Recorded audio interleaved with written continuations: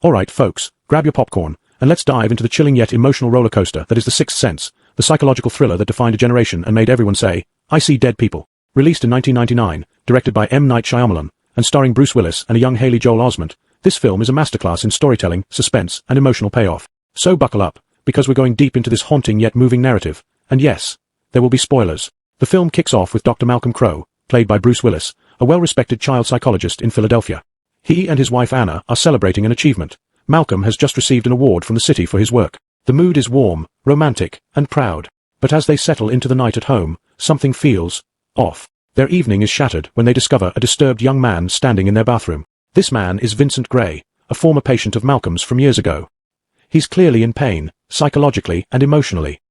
He accuses Malcolm of failing him, of not helping him when he was a child. Before Malcolm can calm him down, Vincent pulls out a gun and shoots Malcolm in the stomach, and then takes his own life. The screen fades to black. Flash forward to the next fall. Malcolm is alive, but something's different. He's quiet, reserved, and distant from Anna. Their relationship feels strained. Anna hardly speaks to him. At the same time, Malcolm is working with a new patient, a young boy named Cole Sear, played by Haley Joel Osment in a career-defining performance. Cole is shy, anxious, and intelligent beyond his years. He's suffering, but he won't open up easily.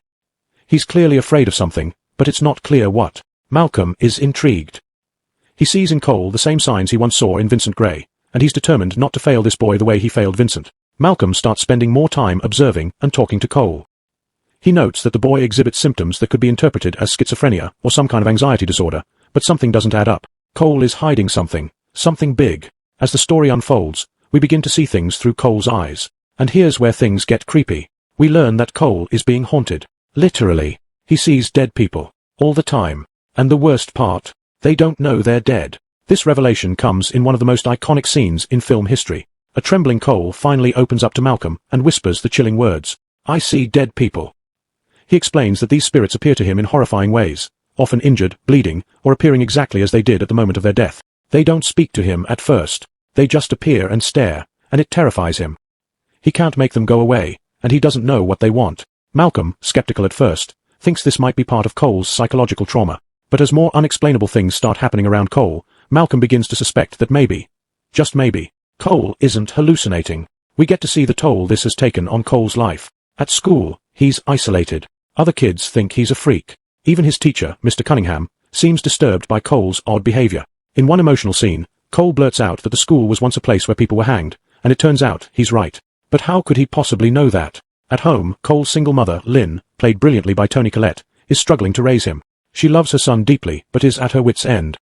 He's withdrawn, secretive, and clearly scared of something, but he won't tell her what. Their scenes together are some of the most heartfelt in the movie, especially one where she breaks down trying to reach him, saying, "Just tell me, baby. Just tell me." Malcolm, meanwhile, starts to realize he's not just helping Cole. He's searching for redemption. Helping this boy might be his last shot at fixing what went wrong with Vincent Gray. But his relationship with Anna continues to deteriorate. She won't talk to him. She seems sad, lost, and distant. He begins to suspect she's having an affair. Eventually, Malcolm begins to accept that Cole might be telling the truth, that these ghosts, however unbelievable, are real.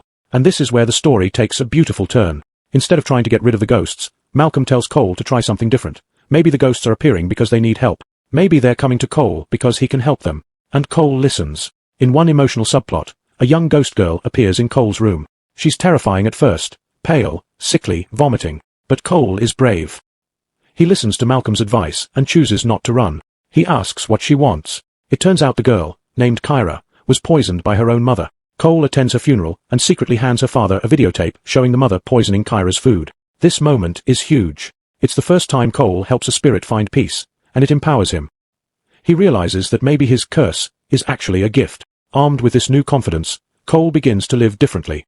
He's more open with his mother, more confident at school. In one scene that brings audiences to tears, he finally tells his mother the truth, that he can see dead people, and proves it by telling her something only her deceased mother would have known. It's an incredibly emotional moment.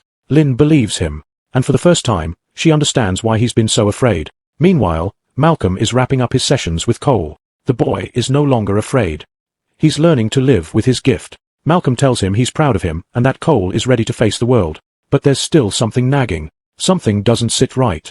As Malcolm returns home that night, everything finally clicks into place. Anna is asleep on the couch, watching their old wedding video. Malcolm speaks to her, but she doesn't respond. She never does. She drops his wedding ring, and Malcolm notices. He's not wearing his. Flashbacks hit us like a ton of bricks. The red doorknob he could never open. The fact that no one other than Cole ever spoke to him. That scene at the restaurant where Anna never looked up at him. The truth is laid bare. Malcolm has been dead this whole time. He was killed that night by Vincent Gray, and he just didn't know it. He's been walking through the world, stuck, unable to move on, just like the ghosts that Cole sees. And Cole was the one who helped him. Malcolm now understands. He finally sees what he's been blind to. With a sense of peace, he speaks to his sleeping wife and lets her go. And as he does, his presence fades, and he finally finds peace. The Sixth Sense is not just a horror film.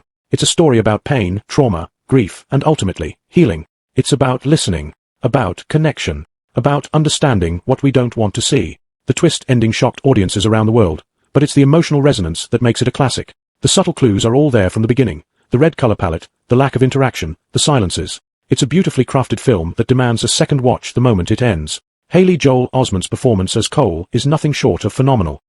His ability to portray deep fear, maturity, and sadness at such a young age is breathtaking. Bruce Willis, in one of his most restrained and emotional performances, carries the quiet weight of a man unaware of his own death. And Toni Collette. Just give her all the awards. That car scene where Cole tells her about Grandma? That's cinema gold. So there you have it. The full, detailed storyline of The Sixth Sense, a film that blended supernatural horror with psychological drama in a way that few movies ever have. With layered storytelling, incredible performances, and one of the greatest plot twists in cinema history, The Sixth Sense is more than just a ghost story. It's a story about life, death, and everything in between. If you enjoyed this breakdown, don't forget to give it a like, share it with your film-loving friends, and subscribe for more deep dives into classic and cult films. And remember, sometimes the dead don't even know they're dead. See you in the next one.